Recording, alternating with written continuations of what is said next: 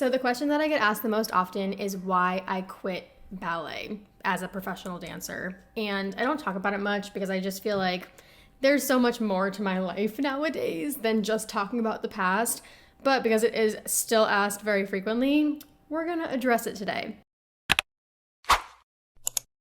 So in order to fully tell this story, I need to give a little bit of a glimpse into my career, but I do have a full video on my whole career. If you want to watch that one, I'll leave it in the description. But my first professional job was when I was 14. I danced with the Rockettes in the Radio City Christmas Spectacular on tour. And so I really got my first taste of what it's like to be a professional dancer. My life became a lot less of a normal high schooler's life and turned into the life of someone trying to get jobs as a kid. Most kids get to go to their normal prom and have, parties after school and stuff like that.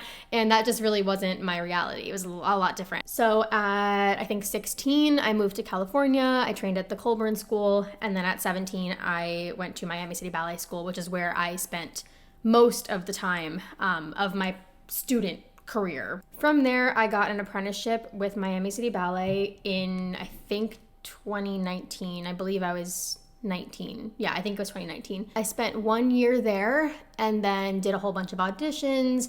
The pandemic hit. I managed to get a job in Alabama at Alabama Ballet, was an apprentice there for a couple of months before I ultimately ended my contract early. And that's where we lead into this video of why I ended up doing that and why I ended up leaving my career. So when I first moved away from home, I definitely struggled a lot with my mental health, which I feel like I do need to give the disclaimer that if you're sensitive to topics like this surrounding mental health, body image, things like that, I suggest just skipping ahead. When I was about 17, that's when I really started struggling a lot with food. I found myself comparing myself to a lot of other dancers in the room. I found myself restricting different food, and it was extremely unhealthy. And it's just really unfortunate because I feel like so many of the memories that I could have had from that part of my life are overshadowed by such dark thoughts that I had in my mind. I started therapy. I really worked on, helping myself and getting more healthy and fixing that relationship that I had with food and with my body. I thought that I was healed. I had just finished my therapy program. I thought that I was all good. I was like, oh yeah, I'm gonna go to this new school, fresh start and all that. But unfortunately, it kind of kept coming back. Dance being such a competitive environment, and always not even just comparing yourself in your head, but a lot of times at these schools, you get compared in person. Like the teachers will compare you or other students will compare, and it can be very difficult. So that was just a really hard thing that definitely tied into why I ended up leaving. So while I was at Miami City Ballet School, my experience was great. I mean, I am so grateful that I was able to do a lot of work with the company, even as a student. I had really awesome opportunities. I got to do some really cool things. But of course, being at a new school comes with its challenges. Not that I was perfect either. We all make mistakes and do stupid things, but there were definitely girls who would say things to me that I didn't deserve getting these parts that I was getting, or that I didn't deserve dancing with the company and all these things. And, that was very, very hard. I really take the words that are said to me to heart. Nowadays, I feel like I don't do that as much because I have learned that there are just people in this world that don't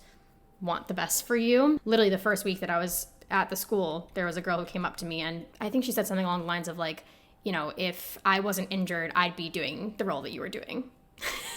And it just made me feel really crappy, and what a great way to enter a new school, right? Overall, it was a great experience. I made so many friends. I had a great time, had great opportunities. So overall, it was great. But those little things definitely made anyone's experience very difficult, and that happens at a lot of schools. When I was 19, I got my apprenticeship. I believe I was 19. I believe it was in 2019. And I was an apprentice at Miami City Ballet for a year. I was an apprentice with only 2 other students, and they are like my best friends. The apprenticeship program at Miami City Ballet is a really great opportunity to be able to dance with the company. You are technically in both the school and the company. Not sure if it's still like that. I think it is. You're basically doing like a double shift. I had to do a lot with the school. Got paid a tiny bit of money, but not at all near the salary of a corps member, but I was doing the same kind of roles and things like that. It was a great opportunity. I got to dance a lot with the company, and I just learned a lot during that time. Like I got the opportunity to learn what it was like being in a company environment. Throughout my career, I always struggled with injuries. Always. I think my first stress fracture in my foot was maybe when I was 17, and then the second one was when I was 18, the third one was when I was 19, and that was a very recurring theme for me, that I got injured a lot, and it really sucked, because obviously as a dancer, it really is not great when your body seems like it's fighting against you. We were dancing hours a day, 6 hours a day. You know, you can't control these things, but it definitely was very hard because, you know, obviously I wanted to dance. I wanted to have the experience of dancing on stage. And so a lot of times, rather than giving myself the time to properly heal, I pushed through it and would dance on a fractured foot, which is not something that you are supposed to do, not something that you should do. And any average person would say that was a stupid idea. And yes, it absolutely was. But it's the thing that you kind of are almost just conditioned to do as a dancer. Like, if you want to keep your job, you dance through the damn pain. That was certainly a very big reason as to why I ended up leaving as well, was because I was consistently injured. And when you have that happening, it's so tough on not only your physical health, but also your mental health. When I was an apprentice, I was really struggling with my mental health a lot. I remember being in company class and consistently thinking that I wasn't good enough to be there, consistently thinking that, you know, I just wasn't happy with the way that I looked. You know, as a student, you're always told to like stand in the back of the room and all this, but like I remember getting in my head so much that I would stand in the back of the room like to a fault. Like I would be really small, you know. I don't know. Just my mindset was just not good. And I was always taught, I think, to be very, very small and very quiet. Anyways, so during that apprenticeship year, I remember I survived Nutcracker with no injuries, which was great. Or maybe I was starting to get injured, but definitely in January of 2020, so like right before the pandemic, was when we were dancing symphonic dances by Radmansky, and I was in every single show. But it was a lot of like running, a lot of just a lot. It was a lot of running. I remember so much running. And I totally had a stress fracture in my foot. There was no doubt about it. I knew it. I went to PT all the time. They knew it. Everybody knew it. But I also knew that if I had stopped right then and there, that my chance of getting a company contract would have been zero. Whereas if I pushed through it, I could have gotten that company contract with Miami City Ballet, and I was just really hoping for that. I continued dancing every freaking show, and during that tour was when I found out that I was not getting hired into the company at Miami City Ballet, which was obviously very devastating. In my head, I think I knew that it wasn't going to happen. My mental health was so bad. I was not confident at all. And I think with all of that combined, I was like, yeah, it's not going to happen. And so I mentally kind of prepared myself for that. And when it didn't happen, of course, I was absolutely devastated. But I was also already preparing to audition for other companies, figuring out what the next steps should be because I was injured. And so I called off of the next season of Miami City Ballet's program. So I managed to go to about 5 auditions. I think I've told this story before, but the last audition I remember it so vividly. Oh my God. I was supposed to prepare a variation, and so I did. I prepared the Aurora variation, the dun dun dun dun dun dun dun dun dun dun. You know, you maybe know that one. And I remember I literally right in the beginning, dun dun dun dun dun dun dun dun dun dun dun, and I fell to the floor because after doing days and days and days of auditions and hurting, and you know, this was like my second audition that day, so it was probably like 7 p.m. and I was tired and I was overworked, and I remember my legs like shaking in the classes because I just was hurting so bad. And so, you know, they said to me, they were like, listen, we really like you, but like something's going on, right? And I was like, yeah. So yeah, I did 5 auditions and just prayed. Somehow I managed to get into Alabama Ballet. I took that contract. So it was around March 2020. And then I was supposed to go to Alabama in August, I think. During that entire time, I had no desire to dance at all. I realized very quickly that because the whole world shut down, I was like, I don't want to do this. I really don't. I didn't make an effort at all to heal my foot. I didn't make an effort at all to get back into the studio and work at all, but I was too scared to quit because I didn't know what else I would do with my life. I took the contract and I moved to Alabama. I remember that the absolute first day of the company contract was my first day in the studio in months after my injury. After not taking care of myself, I was shocked that I was still able to dance after months of being off completely. But I managed to do it. I made it all the way through Nutcracker.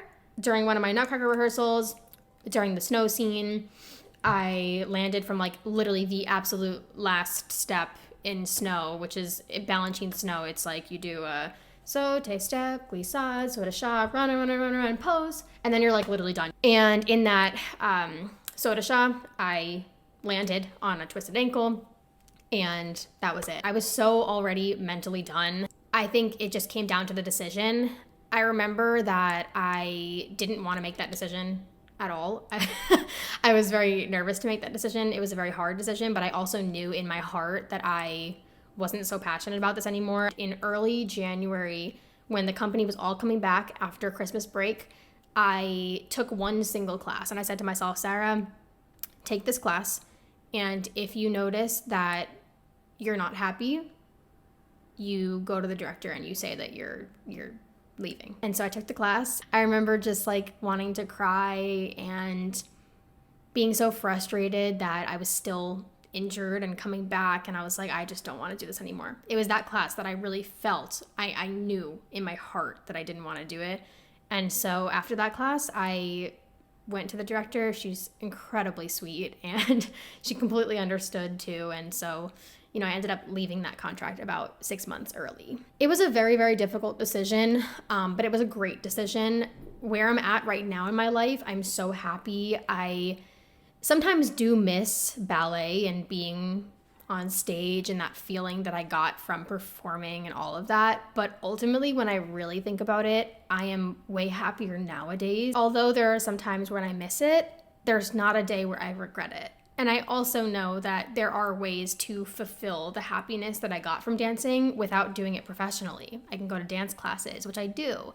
I can, you know, meet up with my dance friends and talk about our experiences together, which I do. And I love, you know, being able to still find passion in dance through different ways that don't necessarily mean that it has to be my career. Like, just because it's not your career doesn't mean you can't be a dancer. You know what I'm saying? So that's pretty much it. That's pretty much my story. Sorry that was so long-winded. Again, it's very hard for me to tell this in a short way because there's just so many pieces to why I ended up leaving. Thank you for watching. I appreciate you for watching until the end. Definitely, if you haven't already, make sure you're subscribed for more content similar to this. Like the video. It really helps me out a lot. And I hope to see you in the next video. Bye.